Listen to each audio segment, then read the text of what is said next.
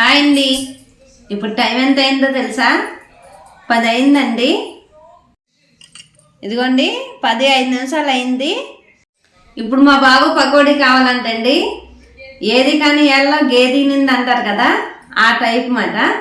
ఇప్పుడే తినాలనుకుంటే అది తినేత్తమే. ఇదిగోండి పొద్దునుంచి చేసి ఉన్నానేమో, నాకు అసలు నీరసం నించుంటే కూడా ఓపికలేదు.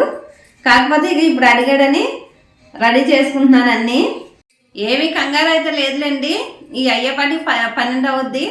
దెయ్యాలు మేము కలిపి అయితే తింటాము, కూర్చొని పార్టీ చేసుకుంటాం అన్నమాట. వాళ్ళు అడిగితే చేయలేము అని అనలేమండి. కానివ్వండి, మన చేతిలో ఓపుకుంది, తెచ్చిపెట్టే మన వాళ్ళు ఉన్నారు.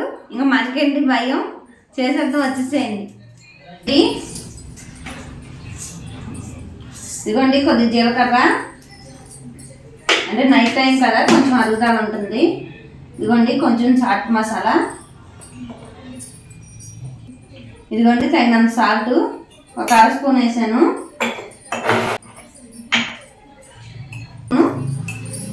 కారం, ఇదిగోండి ఒక పచ్చిమిరపకాయ కోసాను, 4 ఉల్లిపాయలు, ఇదిగోండి కొంచెం కరివేపాకు. ఇవి కలుపుకుందాం. ఇవి తిని పొద్దున్న గ్యాస్ నొప్పి అని అన్నామండి. ఒక గుప్పుడు మెంతులు గొంతులో వేస్తాను, గొంతులో వేసి కుక్కుతాను అవి మింగే వరకు కూడా. ఈ టైంలో ఇలాంటివి తినకూడదు నాన్న అంటే ఎండే వాళ్ళ చెల్లిని వాళ్ళ నాన్నగారిని కూడా మీరు ముట్టుకోవద్దు, నా ఒక్కడికే అని చెప్తున్నాడు. ఇదిగోండి శనగపిండి వేసుకున్నాం.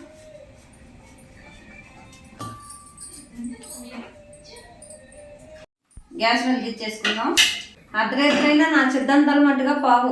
ఇప్పుడు గ్యాస్ వెలిగించుకోవడం చూసారు ఎలా అనుకుంటున్నాను, అంతే. పోసుకున్నానండి ఎక్కువ. ఇదిగోండి ఇలా కలుపుకున్నాను, కొద్దిగా టైట్గా కలుపుకున్నాను. ఇలా అయితే కరకరలు ఆడతాయి, బాగుంటాయి.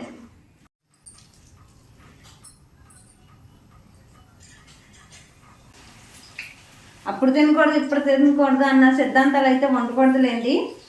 ఎప్పుడైనా సరే కడుపు నిండా తినేసి పని అయితే ఒంటి నిండా పని చేయాలి. అలా అయితేనే మనిషికి ఏ రోగం అన్నది కూడా ఉండదు. అంతేగాని అలానే తిని కూడా కూర్చోకూడదండి. తినాలి, ఒంటి నిండా పని చేయాలి.